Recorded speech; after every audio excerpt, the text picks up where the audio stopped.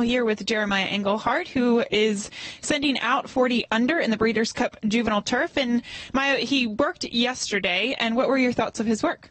I was pretty happy with his work and the way he got over the ground. I was a little nervous at first on whether or not to work him on the dirt or the turf, but felt like he'd probably benefit from going over the surface, and worked slow the first quarter and then finished up really well. So overall, I was pretty happy with that.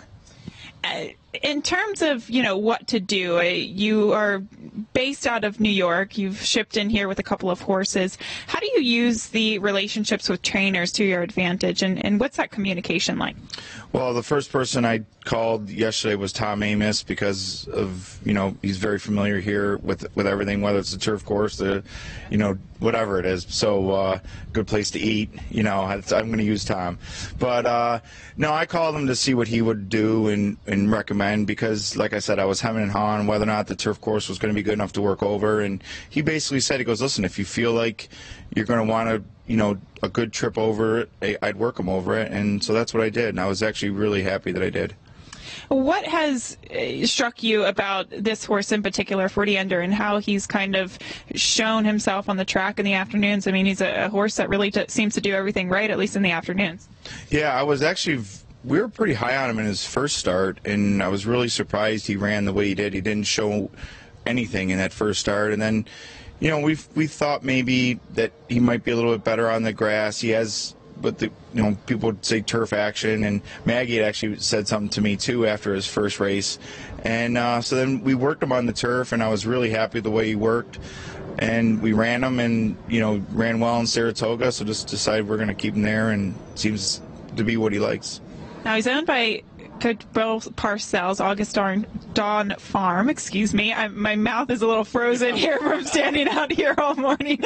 But is he going to be going out to Breeders' Cup weekend? Yeah, I'm trying to get him out here. I think he's going to show up on Friday, but this is why he's in it. This is a Super Bowl for him, so hopefully he can bring that experience, and he'll get a big kick out of it. It's really special what the Breeders' Cup does.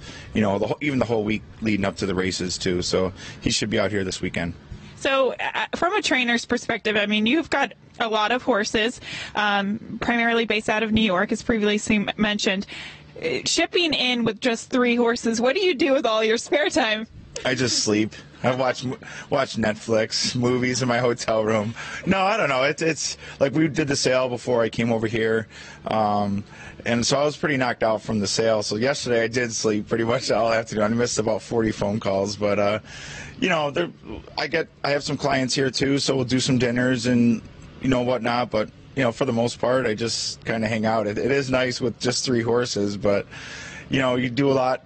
You're on the phone, talking back to the strings back home and whatnot. But you got to feel a little out of your element, though. Oh, yeah, I'm pretty much, yeah. Every day I feel out of my element.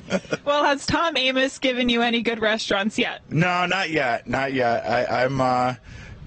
Usually when I come here, it's like I feel like barbecue. It's the only thing I want is barbecue. Anywhere else, it's steak, but here it's barbecue. I'm sure he'll give me some good restaurant tips. Okay, well, our producer Terrence is telling me to tell you Hammerhead's best barbecue in the country. So write that down. Hammerheads. I got it. He's got it. I'm going to pull him aside here after this interview and give him a tip or two. And Caton, feel free to text us too, some advice. You've definitely lived in Louisville a little bit longer than I have.